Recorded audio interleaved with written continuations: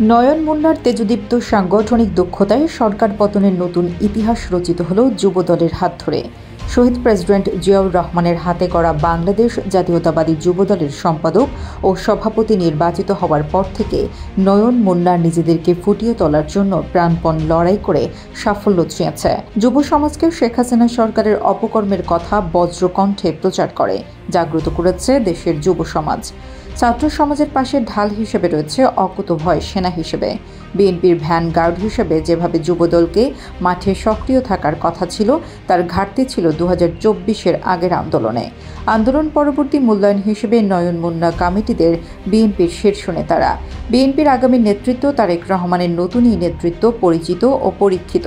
সংগঠনকে গতিশীলতা, তৃণমূলকে সুসংগঠিত করা এবং বিএনপির ভ্যানগার্ড হিসেবে যথার্থ ভূমিকা পালন করা সবই যথাযথ সাফল্য নয়ন মুন্না পরিষদের। মাঠে ঝুঁকি নিয়ে লড়াই করে বিজয় ছিনিয়ে আনা ছিল তাদের বড় সাফল্য। এদিকে বিজয়ের সাফল্য ধরে রাখার জন্য যুবদল কেন্দ্রীয় কমিটির পাশাপাশি দলের কেউ যেন সরকার পরিবর্তনের ফলে সাংগঠনিক বিরোধী কর্মকাণ্ডে লিপ্ত না হয়, সেজন্য কঠোর অবস্থানে রয়েছে নয়ন মুন্না কমিটি। প্রয়োজনে দল থেকে বহিষ্কারের কর্মকাণ্ড দেখা যাচ্ছে।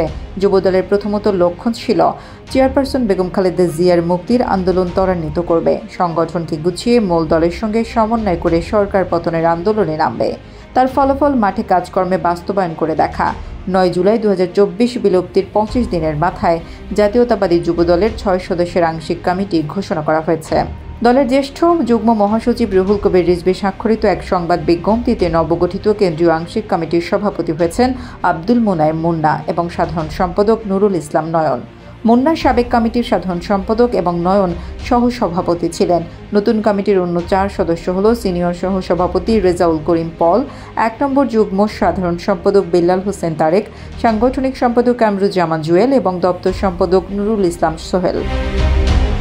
এদিকে 2024-এর 14 জুন বিএনপির জ্যেষ্ঠ যুগ্ম মহাসচিব রিজভীর স্বাক্ষরে এক সংবাদ বিজ্ঞপ্তির মাধ্যমে সুলতান সালাউদ্দিন টুকু ও এম মোনায়েম মুন্নার নেতৃত্বাধীন যুবদলের কেন্দ্রীয় কমিটি ভেঙে দেওয়া হয়। 2022 সালের 22 মে টুকুকে সভাপতি ও মুন্নাকে সাধারণ সম্পাদক করে 8 সদস্যের আংশিক কমিটি করে দেয় বিএনপি।